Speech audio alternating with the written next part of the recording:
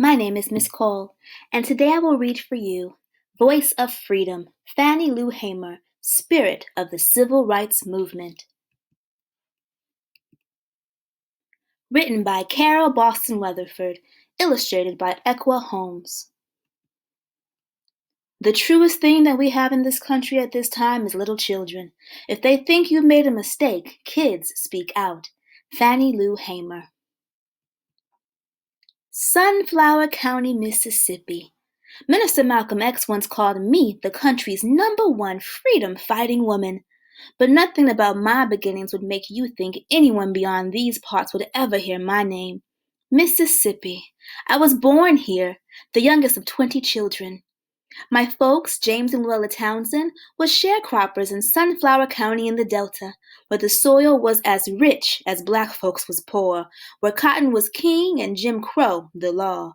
When I was born, on October 6, 1917, the plantation owner paid my mother $50 for producing a future field hand. The money helped my family through the winter. Child, I am proof that the Delta birthed the blues. Delta Blues. I was just 6 when I dragged my first bag down a row of cotton. My family, all 22 of us, worked in the field. Wasn't no other work to do. They didn't have no such thing as factories. These factories are something new. From sun up to sundown, dew to dark, can, seed to cant, 20-foot sacks over our shoulders down miles of rows, we bent to pluck the cotton blossoming out. As 100-degree heat beat our backs, the dried bristles cut our knuckles and wrists. We picked 15 tons of cotton a season, but couldn't get ahead for our lives. You see, the scale was always tipped in the owner's favor. Our so-called share of the crop never be enough to pay back the money we borrowed from the owner for seed, food, clothing, and supplies. Same sorry situation every season. Black people work so hard, and we ain't got nothing to show for it, I told anyone who would listen. Sharecropping was just slavery by a gentler name. The same folks still had us in chains. Spoiled. I was the baby, and my mother never let anyone in the family forget it. She told my father not to beat me, and she made my sisters and brothers give me piggyback rides, even though I weighed more than some of them. I could get into some mischief, too. At the time I cooked a bag of rice, it boiled over and made a big mess. My father was so angry that I ran off to get away from him. My mother saved me from a beating that time, too. My father wasn't always serious, though. After a long day in the field, he told jokes. We roasted peanuts and all sang together. Sometimes they'd stand me on the kitchen table, and I would break into this little light of mine. I reckon I was a show-off. My mother taught me. A strong woman, my mother wore rags, patched with rags, so her children could look decent. Even as a girl, I knew things weren't right. Whites had food, clothes, everything, while blacks worked and went hungry. One day I asked, why wasn't I white so that we could have some food? Don't feel like that, my mother said. We are not bad because we're black people. Next thing I knew, she had brought me a black doll, told me I want you to respect yourself as a black child, and as you get older, you respect yourself as a black woman. If you respect yourself enough, other people will have to respect you. My mother taught me years ago that black is beautiful. Fair. School was open 4 months, December through March, when children were not needed to tend cotton. I liked school, even if black history was left out and the textbooks made blacks seem like fools. I recited poetry and won many a spelling bee. Fair. May I have a definition? Free of bias, dishonest, and injustice. Fair. F-A-I-R. Fair. I sang, too, up through the 6th grade, and then left to work full-time in the fields. My family needed every hand if we were ever to break even. At 13 years old, I picked 300 pounds a week, but I missed my school books. I gathered newspaper scraps along the roadside and magazines from the plantation's trash just to have something, anything to read. I was so hungry to learn, my mother drilled this into me. When you read, she said, you know. and you can help yourself and others. Not much food and rarely meat on our table, often greens with gravy or onions with bread or cornmeal. Neighbors gave my mother chitlins, pig's feet, and hog's head for helping with the slaughter. Our beds were cotton sacks stuffed with corn shucks and grass.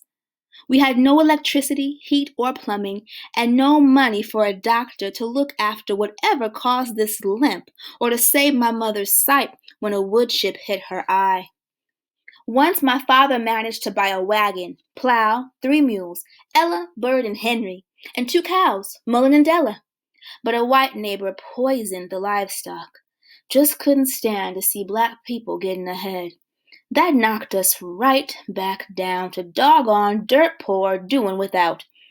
My parents never did get a chance to get up again. I sure did miss Della's milk. Not everyone could move up north. Hardship after hardship wore my father down. By the time I was 22, we had buried him. Most of my brothers and sisters moved up north, hoping for higher pay and a better life. I can't blame them. Jim Crow chokes every chance a black man gets down here. Who wouldn't long for something better? I might have gone too, but my mother needed care. I couldn't bear the thought of her in some nursing home. She was in her 80s, nearly blind and worn down by hard work. When she moved in with me, sometimes I read to her. Other times I'd hear her singing songs that would really sink down in me, powerful message songs. I never regretted staying behind. Not a single minute, not a single note. Worse off than dogs. I married Perry Hamer, Pap as he's known, a good man of few words, steady as a rock. My last name changed, but little else. I joined Pap on the Marlowe plantation, where he drove tractor. I just picked down different rows. I canned produce, Pap shot rabbits and squirrels, and we caught catfish and perch. On the side, we ran my father's old juke joint and sold bootleg liquor. We never went hungry, but we were still poor. We couldn't stand that the Marlowe's dog, old Honey, had its own indoor bathroom, while me and Pap used the outhouse because our toilet stayed broken. The owner wouldn't fix it, said we didn't need it. Besides picking cotton, I was the timekeeper. I tracked hours worked, bales picked, and pay owed, but the boss fixed the scales to cheat us sharecroppers. When I could, I used my own scale to set things right. When I couldn't, the lie weighed on me heavily. Motherhood. In 1954, me and Pap adopted 2 little girls. I sang spirituals to Dorothy Jean and Virgie Ree, just like my mother had done to me. In 1961, a doctor tricked me into an operation supposedly to remove a growth. I awoke from the surgery to find that the doctor's knife cut more than a small tumor.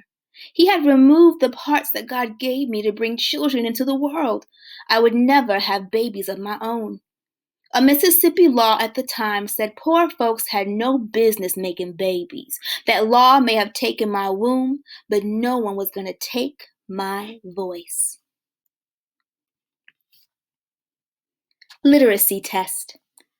In 1962, my friend Mary Tucker told me about a meeting at William Chapel Church. 4 young men from out of town was pushing voter registration. Not a soul sitting in the pews had ever cast a ballot. Till then, I didn't even know that blacks could vote. When the people would get out of the fields, if they had a radio, they'd be too tired to play it, so we didn't know what was going on in the rest of the state, even much less in other places. But my hand flew up when the man asked for volunteers to go to the county courthouse and register. In all, 18 of us signed on for the trip. I was just curious to go, so I did. I guess if I'd had any sense, I'd been a little scared, but what was the point of being scared? The only thing they could do was kill me, and it seemed like they'd been trying to do that a little bit at a time ever since I could remember. An old rented bus drove us 30 miles to Indianola, where was the home of the Violent White Citizens Council. Barking dogs and rifle-toting men met our bus. That was supposed to scare us. The circuit clerk only let 2 people in the courthouse at a time. I went first. I didn't know what to expect. I had to get my name and workplace and then read, copy, and explain parts of the Mississippi Constitution. I didn't know nothing about the law. No wonder I flunked the test. Now at least I knew that voting was my right. On the move. On the ride home, a policeman stopped our bus to arrest the driver on account of the yellow bus looked too much like a school bus, a phony charge if I ever heard one. We emptied our pockets, scraped together $30 toward the bogus fine. Back at the plantation, my boss had already set my stuff in the road, said they wasn't ready for that in Mississippi. He gave me a choice: withdraw my name at the courthouse or move on. All I could say was, I didn't go down there to register for you. I was down there to register for myself. Later that night, I left my home and family to move in with the Tuckers. But before long, night riders came around. They shot in the house 16 times thinking I was there.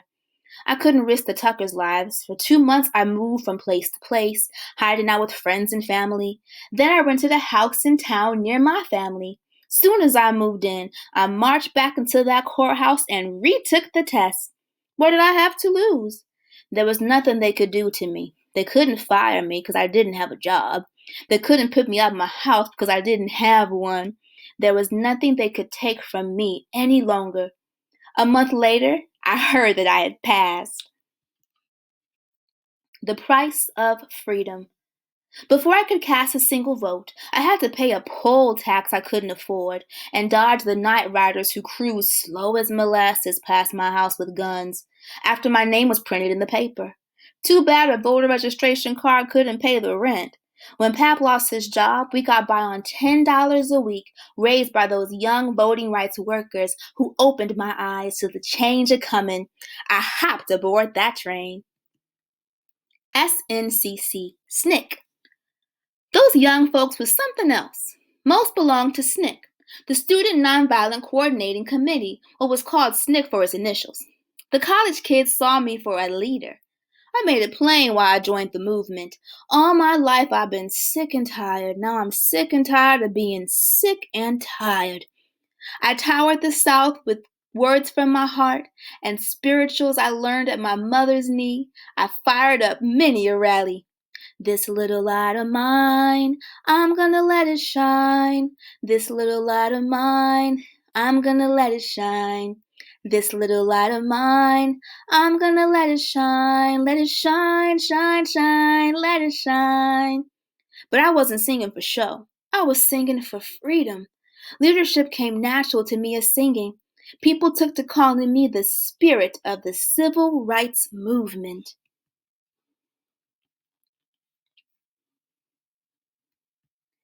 The beating.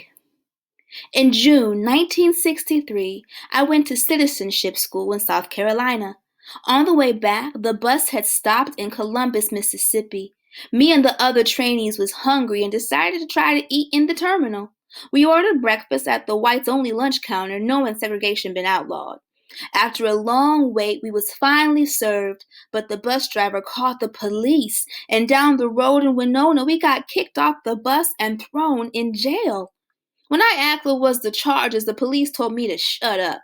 They put us in separate cells and made other prisoners beat us. Black and blue, they just kept beating me.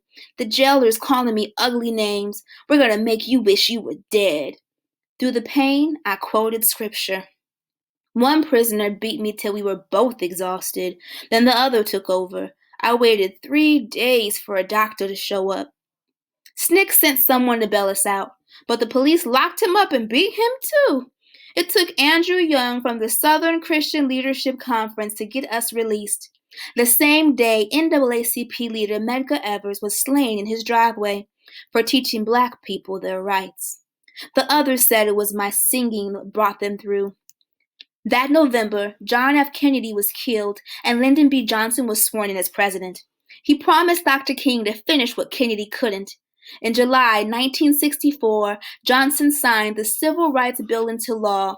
The blood of freedom fighters was in his pen. Injustice. The federal government filed charges against the Winona police. I testified at the trial, but the all-white jury sided with the police. The beating left me more than just bruises and bad memories.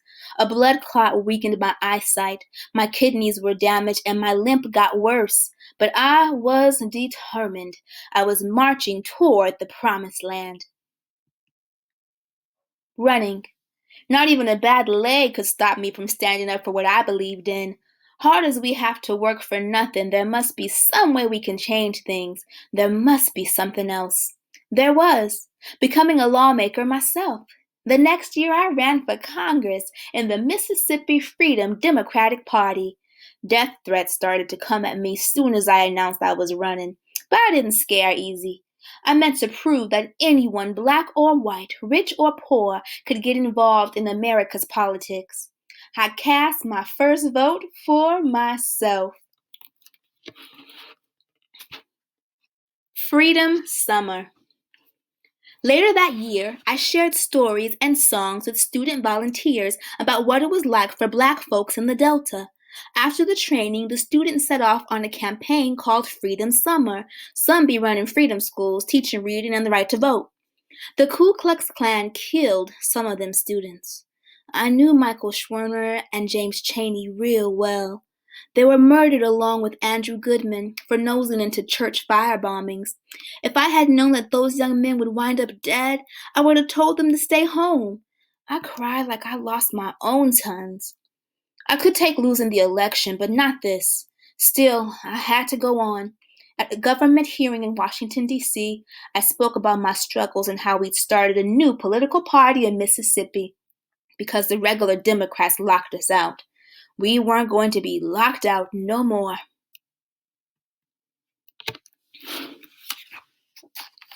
"1964 Democratic National Convention, Atlantic City, New Jersey. I was vice chairman of the new Mississippi Democratic Freedom Party.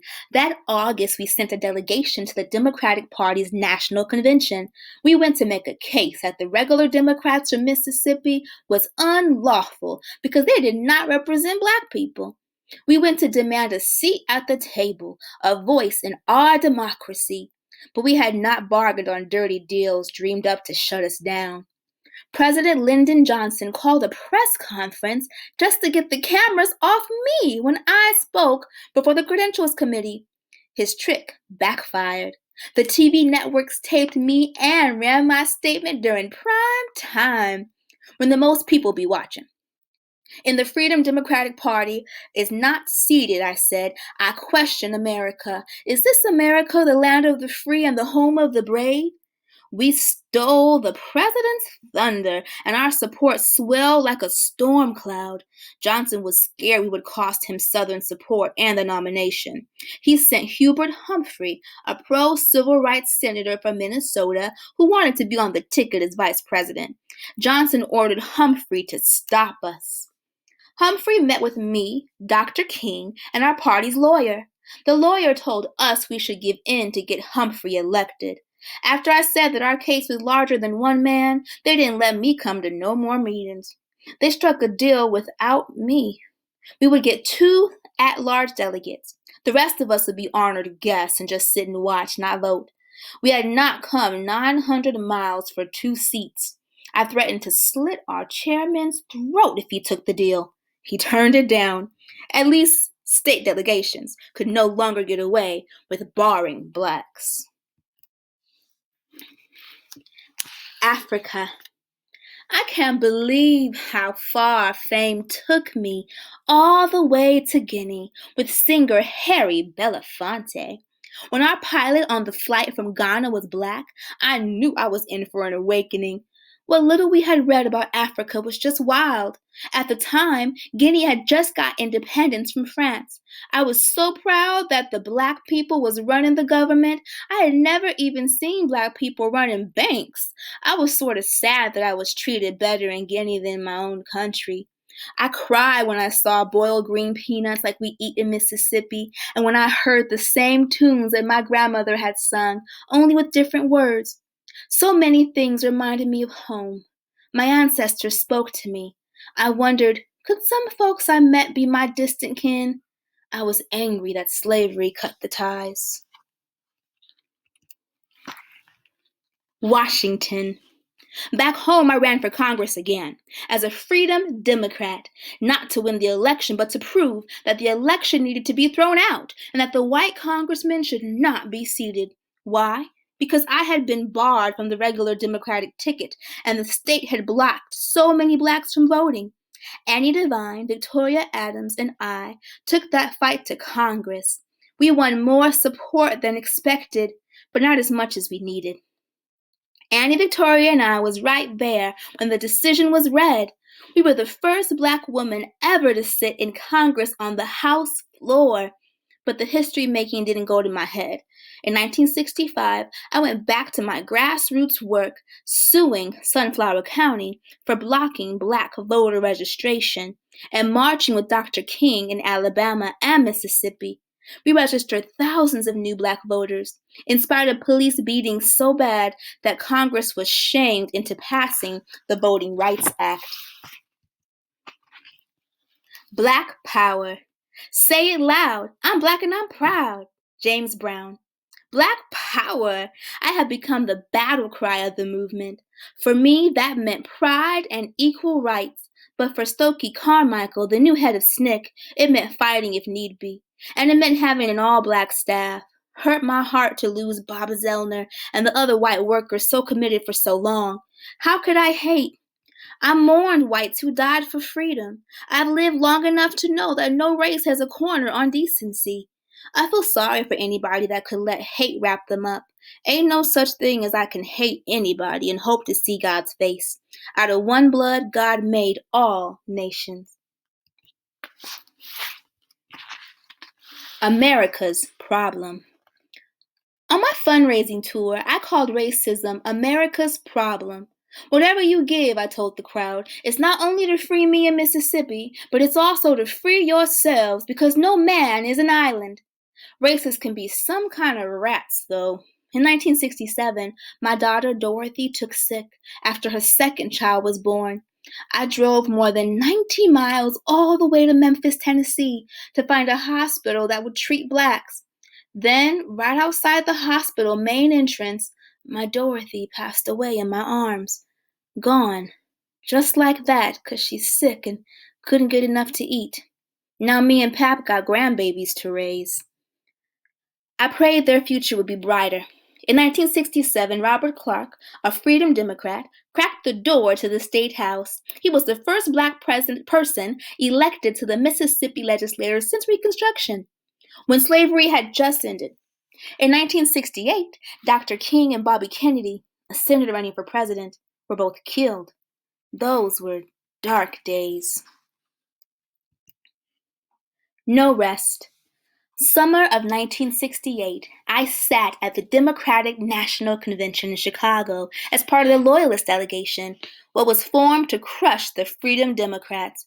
Still, I let my voice be heard for aid to farmers and against the war in Vietnam. I was weary as an old soldier, but I couldn't rest. No, I couldn't. Not as long as blacks was poor, schools was segregated, and black teachers was discriminated against. Not as long as laws be holding women back. One day an old white man told me he appreciated me doing what he was afraid to do. Ain't no telling how long he'd want change. He could not be free until I was free. I'd always believed we serve God by serving our fellow man. And no child should know what hunger is, so I started a freedom farm, a pig bank, and a Head Start program, and I help folks living in shacks get hold of government housing loans. I mined a lot of pots. I give my 2 cents to the women's liberation movement.